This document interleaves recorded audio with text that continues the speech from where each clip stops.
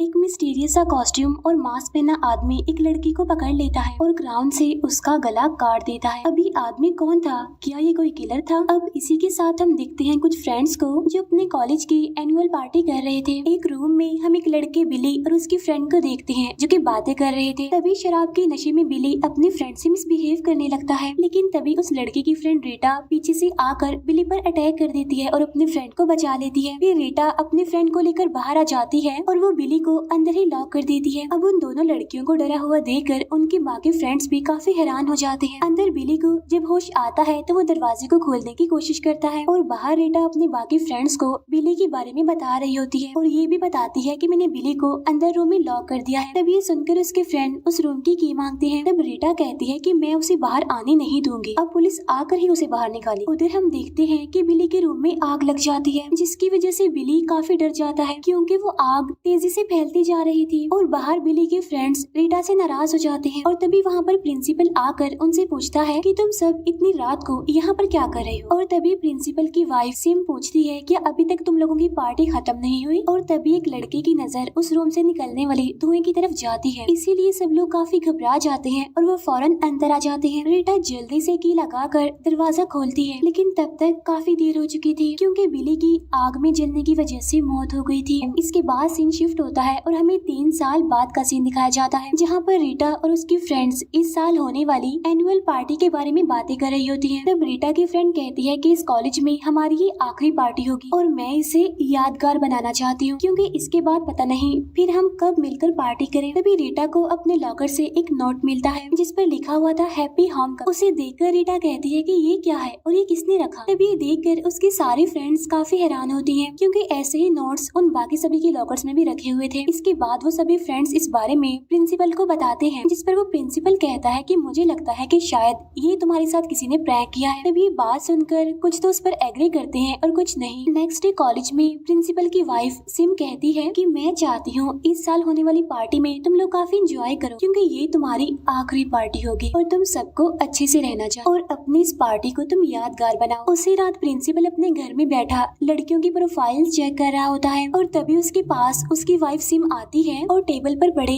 Happy home coming की notes को देखकर कहती है कि ये क्या है। तब वो प्रिंसिपल बताता है कि ये नोट किसी ने उन स्टूडेंट्स के लॉकर में रखे थे जिन्हें तुम बिली की मौत का रिस्पॉन्सिबल भी कह सकती हो। तभी सुनकर सिम कोई जवाब नहीं देती और चुप कर जाती है। कुछ दिनों बाद आज रात फिर से कॉलेज में एनुअल पार्टी मनाई जा रही थी और इस पार्टी में रीटा और उसके बाकी फ्रेंड्स भी काफी एंजॉय कर रहे थे। इसी दौरान रीटा का एक फ्रेंड एक रूम में जाता है, तभी अचानक से उसे एक आवाज सुनाई देती है। तब उसे वहाँ पर एक आदमी दिखाई देता है जो अलग ही गेटअप में होता है, यानी उसने मिस्टीरियस सा कॉस्ट्यूम और मास्क पहना हुआ था। तब उसकी आवाज सुनकर रीटा का फ्रेंड उससे पूछता है, हे आर यू ओके, या कोई मसला है तुम्हारे साथ? लेकिन वो मास्क वाला आदमी बगैर कुछ सोचे समझे, बगैर कुछ कहे उस पर अटैक करके उसे मारने लगता है। इसके बाद वो उसका गला दबाकर उसे जान से मार डालता है। बाहर रीटा की 2 फीमेल फ्रेंड्स उसके पास आती हैं और ये सभी इस पार्टी में आकर काफी एंजॉय कर रहे थे, काफी खुश थे। और तभी रीटा की फीमेल फ्रेंड कहती है कि मैं अंदर जाकर अपने दूसरे फ्रेंड्स को भी लाती हूँ, बस तुम सभी यहीं पर रुककर मेरे लिए वेट करना। तब उसका मेल फ्रेंड कहता है, हाँ क्यों नहीं, हम यहीं पर तुम्हारे लिए वेट कर रहे हैं, जल्दी से आ जाओ। इसके बाद रीटा की फीमेल फ्रेंड अपने फ्रेंड को लेने चली जाती है ताकि सारे फ्रेंड्स मिलकर पार्टी को एंजॉय कर सके। रीटा के उस मेल फ्रेंड की डेड बॉडी वो किलर कहीं पर ले जा रहा होता है और तभी रीटा की फीमेल फ्रेंड भी वहाँ पर आकर उसे देख लेती है और तब वो किलर भी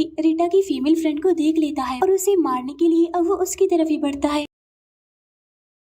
तब रीटा की फीमेल फ्रेंड भी अपनी जान बचाने के लिए वहाँ से भाग जाती है। वो जल्दी से भागकर अपने फ्रेंड्स के पास जाना चाहती थी, लेकिन बाहर जाने से पहले ही किलर उसे पकड़ लेता है और फिर वो उसी के क्राउन से आहिस्ता आहिस्ता उसका गला काटने लगता है। लेकिन इस बारे में किसी को कुछ भी पता नहीं चल पाता, वो सब तो अपने में ही मगन थे। लेकिन रीटा की फीमेल फ्रेंड चाहकर भी चिल्लाकर अपने फ्रेंड्स को नहीं बुला सकी। इसके बाद रीटा और उसके फ्रेंड्स अपनी फीमेल फ्रेंड को ढूंढने लग जाते हैं वहाँ पर, क्योंकि उसे गए काफी देर हो गई थी, अभी तक उसे वापस आ जाना चाहिए था। तभी अचानक से रीटा का फ्रेंड नीचे पड़ी हुई टॉर्च को उठाता है और तभी उनकी नजर अचानक से खून पर पड़ती है। अब क्योंकि वहाँ पर बहुत सारा खून था तो उसे देखकर रीटा की फीमेल फ्रेंड की तबीयत खराब होने लगती है, उसे वॉमिट होने लगती है, इसीलिए वो भागकर वॉशरूम में आती है। लेकिन सामने का नजारा देखकर वो काफी डर जाती है और चिल्लाती है क्योंकि उसके सामने उसकी फ्रेंड का कटा हुआ सर कमोड में पड़ा हुआ था। और तभी किलर अचानक से पीछे से आकर उसे भी पकड़ लेता है। वो उसे भी बस मारने ही वाला होता है कि तभी रीटा का मेल फ्रेंड वहाँ पर आकर उसे बचा लेता है। अब अपनी बेहोश फ्रेंड को वहीं पर ही छोड़कर रीटा और उसका मेल फ्रेंड वहाँ से भाग जाते हैं अपनी जान बचाने के लिए, क्योंकि यहाँ से भागकर वो जल्द से जल्द पुलिस के पास जाना चाहते थे। लेकिन अनलकीली वो दरवाजा बंद था और तभी रीटा के फ्रेंड की नजर गार्ड पर पड़ती है जो कि बेहोश था। तो वो उसकी पॉकेट से कीज लेकर दरवाजा खोलने की कोशिश करता है और वो दरवाजा खोलने में कामयाब हो भी जाता है। तब रीटा और वो वहाँ से बाहर निकल जाते हैं और किलर वहीं पर ही रह जाता है। इसके बाद ये दोनों वहाँ से भाग जाते हैं। अब एक जगह पर आकर रीटा का फ्रेंड कहता है कि हम पार्टी में मोबाइल्स नहीं लेकर आए थे, वरना हम पुलिस को सब कुछ बता देते, इसीलिए रीटा तुम यहीं पर रुको, मैं जाता हूँ हेल्प लाने के लिए। ये कहकर जब वो जाने ही लगता है तो उसके सामने किलर आ जाता है। किलर को सामने देखकर उसके होश उड़ जाते हैं और वो वहाँ से भाग जाता है और वो भागकर एक काफी बड़े इनर प्लेग्राउंड में आ जाता है। तब किलर भी उसके पीछे पीछे यहाँ तक आ जाता है ताकि वो उसे भी मार सके। यहाँ पर रीटा का फ्रेंड सीट्स के नीचे छुपा हुआ था और तभी उसके सामने किलर होता है, लेकिन किलर उसे देख नहीं पाता। इसके बाद किलर एक बटन प्रेस कर देता है जिसकी वजह से सीट्स आपस में जुड़ने लगती हैं। अब यहाँ पर रीटा का फ्रेंड फंस जाता है और इतनी बुरी तरह से क्रश होने की वजह से उसकी मौत हो जाती है। उधर रीटा भी अंदर डर कर छुपी हुई होती है, लेकिन तभी किलर उसे पकड़ लेता है और उसे बेहोश कर देता है। इसके बाद आहिस्ता आहिस्ता रीटा अपनी आंखें खोलती है, यानी वो होश में आती है और उसके सामने उसके फ्रेंड्स की डेड बॉडीज को भी बांधा गया था और साथ साथ प्रिंसिपल को भी बांधा गया था। और अब यहाँ पर सामने किलर आ जाता है, जिसे देखकर रीटा उसके सामने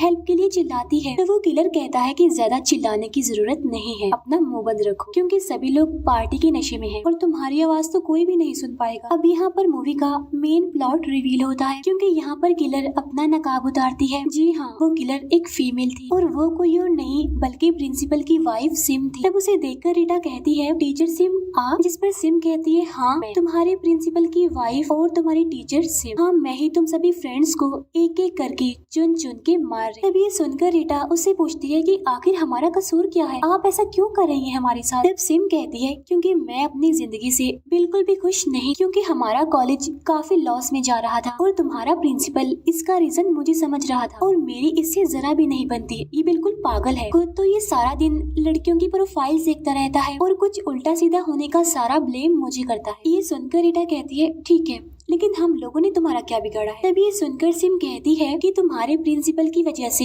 मेरे अंदर गुस्सा तो पहले ही था, लेकिन फिर भी मैंने कुछ नहीं किया, मैं चुप रही। लेकिन जब तुमने बिली को मारा, मेरा बिली मुझसे छीन लिया, तो मेरा गुस्सा और ज्यादा बढ़ गया, जिसे कंट्रोल करना काफी मुश्किल था, क्योंकि एक वही तो था जो मुझे अंडरस्टैंड करता था, समझता था मुझे। हाँ मैं इस बात पर भी एग्री करती हूँ कि एक टीचर और स्टूडेंट के बीच ये सब ठीक नहीं होता, लेकिन मेरे पास बिली के अलावा और कोई नहीं था, कोई दूसरा रास्ता भी नहीं था और मैंने काफी टाइम अपने गुस्से को कंट्रोल करने की कोशिश भी की, लेकिन मैं कर नहीं पाई और मैं रेवेंज लेने के लिए 3 साल तक इंतजार करती रही। तुमने एक लड़की के लिए मेरे बिली को मार दिया और देखो फिर मैंने उस लड़की के घर पर जाकर उसे भी मार दिया। तब ये सुनकर रीटा उसे समझाने की कोशिश करती है कि ट्राई टू अंडरस्टैंड, बिली एक अच्छा लड़का नहीं था, उसने मेरे फ्रेंड के साथ मिसबिहेव किया, जबरदस्ती करने की कोशिश की, लेकिन सिम उसकी बात नहीं मानती और उल्टा उसे स्लैप कर देती है। इसके बाद सिम पेट्रोल उठाकर उसे कहती है कि अब मैं तुम सबको आग लगाकर मार दूंगी, सिम वैसे ही जैसे तुमने बिली को जलाया था। यहाँ पर सिम के इरादे सच में काफी खतरनाक थे। इसके बाद वो सभी पर पेट्रोल डाल देती है और अब वो पूरी तरह से तैयार थी इन लोगों को जलाने के लिए और तभी पीछे से आकर रीटा की वो फीमेल फ्रेंड अटैक करती है जो कि बेहोश थी। इसके बाद रीटा की फ्रेंड और सिम के बीच फाइट होने लगती है। इसी दौरान रीटा भी आजाद होने की कोशिश कर रही होती है, लेकिन सिम तो रीटा की फ्रेंड को बेहोश करने में कामयाब हो जाती है और अब रीटा और सिम के बीच फाइट होने लगती है और इस फाइट के दौरान सिम का हस्बैंड यानी वो प्रिंसिपल सिम के ही हथियार से मारा जाता है। सिम एक बार फिर से रीटा पर अटैक करने के लिए बिल्कुल तैयार होती है, लेकिन इतनी ही देर में रीटा की फीमेल फ्रेंड उठ जाती है और वो सिम पर अटैक कर देती है और इसके बाद सिम अपने ही हथियार से मर जाती है। अब यहाँ पर हमें ये पता चलता है कि बुरे लोग हमेशा से सोसाइटी के लिए खतरनाक साबित होते हैं, क्योंकि सिम ने बहुत सारे मासूम लोगों को मार दिया और यहीं पर ये मूवी एंड हो जाती है। Thank you for watching.